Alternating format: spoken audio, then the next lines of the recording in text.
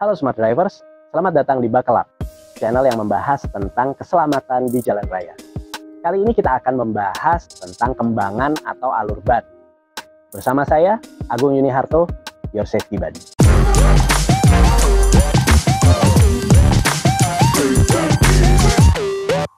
Mengenai alur ban, mungkin banyak dari Smart Drivers yang sering memperhatikan ketika mobil balap, misalnya Formula One, balapan, mereka menggunakan ban yang tidak ada alurnya atau gundul, atau mungkin bahasa yang sering digunakan adalah ban slick. Tapi kok mereka bisa melaju kencang? Nah, ini berkaitan dengan prinsip dasar bahwa pada saat cuaca kering, semakin banyak permukaan yang menempel dengan aspal, daya cengkram ban akan semakin baik. Nah, ini bisa dilakukan menggunakan ban yang slick. Makanya mereka yang melaju dengan kecepatan tinggi di sirkuit balap pada saat cuaca kering menggunakan ban yang slick. Sementara pada saat hujan, mobil-mobil balap itu pastinya akan mengganti ban dengan ban basah atau wet tire. Nah, ban basah ini juga yang memiliki alur sama atau memiliki kembangan yang bisa dikatakan fungsinya sama dengan kembangan pada ban kita, yaitu untuk memecah genangan air sehingga permukaan ban tetap bisa memiliki daya cengkram yang baik terhadap permukaan jalan. Nah, kecuali kalau Smart Drivers mau mengganti ban ketika hujan, ya boleh menggunakan ban slick, tapi kan itu tidak memungkinkan atau ya tidak praktis. Makanya ban kita memiliki alur.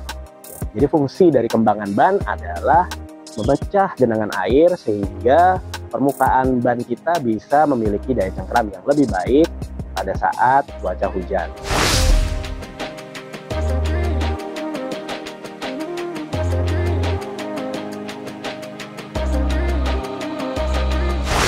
Nah, alur ban sendiri juga punya beberapa jenis. Kalau Smart Drivers perhatikan, yang paling umum digunakan adalah ban seperti ban yang biasa kita lihat di mobil-mobil yang berjalan di jalan raya. Ini bisa dikategorikan alur atau jenis HT atau Highway Terrain, di mana alur bannya itu cenderung halus. Dia fungsinya hanya untuk memecah air pada saat cuaca hujan, untuk digunakan di permukaan jalan yang diperkeras. Mungkin Smart Drivers ada yang pernah mengalami ketika jalan di tanah yang basah atau rumput yang basah, ban kita kehilangan daya cengkramnya sama sekali, sehingga dia istilahnya kepater atau berputar tapi tidak mobilnya tidak bergerak. Ini karena ban kita dikhususkan untuk permukaan jalan yang sudah diperkeras seperti aspal atau beton. Sementara ketika kita jalan di rumput, kalau kering mungkin masih tidak masalah, tapi begitu basah maka ban itu kehilangan daya cengkram, sehingga ban kita mengalami spin karena kehilangan daya cengkram. Nah, itu sebabnya dibuat juga ban untuk jenis permukaan yang tidak diperkeras. Misalnya ada ban tipe AT. AT ini berbeda dengan HT. AT ini adalah singkatan dari All Terrain.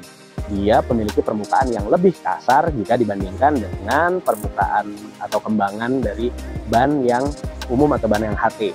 Nah, ban All Terrain ini biasa digunakan oleh orang-orang yang mungkin pekerjaannya mengharuskan melewati jalan-jalan yang masih cukup keras, tapi permukaannya biasanya misalnya tanah, tapi ini akan menjadi masalah ketika dia melewati yang berlumpur misalnya. Makanya di sini untuk area yang berlumpur, yang biasa mungkin orang menyebutnya daerah off-road, mereka menggunakan ban tipe MT atau Mud Terrain.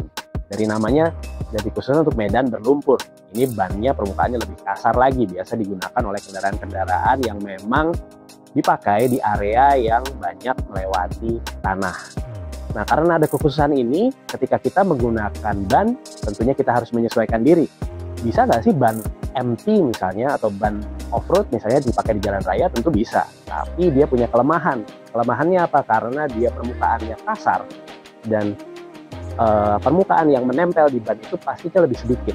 Jadinya dia justru lebih licin ketika melewati aspal, terutama pada saat hujan. Daya cengkramnya tidak sebaik dengan ban yang HT atau ban yang biasa kita pakai.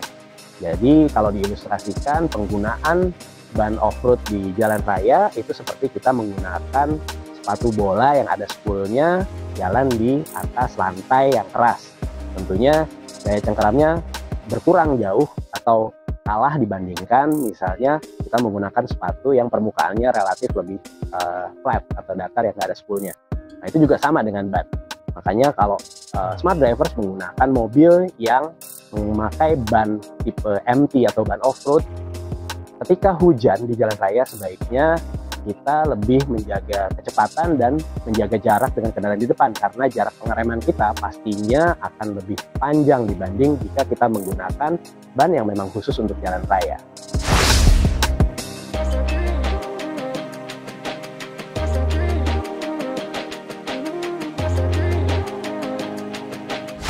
Nah, sekarang bagaimana kita mengukur atau mengetahui apakah alur ban kita masih aman untuk digunakan? Nah, alur ban ini semakin lama akan semakin habis karena ban akan semakin tipis seiring dengan pemakaian kita. Karena gesekannya dengan jalan tentunya akan lama-lama karetnya akan semakin habis. Untuk itu, pabrikan sudah memberikan indikator yang menunjukkan apakah ban kita masih layak atau tidak. Kalau kita perhatikan di samping ban, kita akan menemukan tanda berbentuk segitiga kecil. Segitiga kecil ini menunjukkan posisi di mana indikator keausan ban itu berada. Kedalaman alur minimal yang harus dimiliki oleh ban untuk tetap aman digunakan di jalan raya adalah kurang lebih 2 mm. Cara melakukan pemeriksaannya, di tanda segitiga itu ketika smart drivers meraba di dalam alur yang tepat ditunjukkan oleh segitiga tadi, smart driver akan merasakan ada sedikit tonjolan yang memang itu tingginya kurang lebih 2 mm. Apabila tonjolan itu sudah rata dengan ban, sudah rata dengan alur ban, jadi artinya alur ban tadi sudah terlihat terputus. Nah, itu adalah tanda bahwa ban smart driver sudah waktunya diganti karena sudah tidak layak dan bisa berbahaya, karena ketika ban kita sudah tidak memiliki alur yang cukup, kita bisa terjebak dalam situasi yang disebut dengan aquaplaning. Apa itu aquaplaning? Aquaplaning adalah situasi di mana ketika mobil kita melaju di jalan raya yang dalam posisi hujan, itu di jalan raya akan ada lapisan air yang walaupun hanya tipis, mungkin kurang dari 1 mm, tapi itu artinya ban kita sudah tidak menempel dengan sempurna di jalan raya. Dan ini menyebabkan ban kita mengalami sama dengan kalau kita melemparkan batu dengan cepat di permukaan air. Batu itu tidak akan langsung masuk ke dalam air, tapi dia akan terpantul-pantul. Nah, itu seperti itu kira-kira efek aquaplaning. Sehingga ketika alur ban kita sudah terlalu tipis, melewati genangan air, akibatnya ban kita tidak menempel pada aspal, dan ini yang menyebabkan mobil kita bisa kehilangan kendali atau bahkan tidak bisa ngerem. Itu sebabnya kita harus memastikan bahwa ban kita masih layak untuk digunakan menunjang kegiatan kita berkendara setiap hari.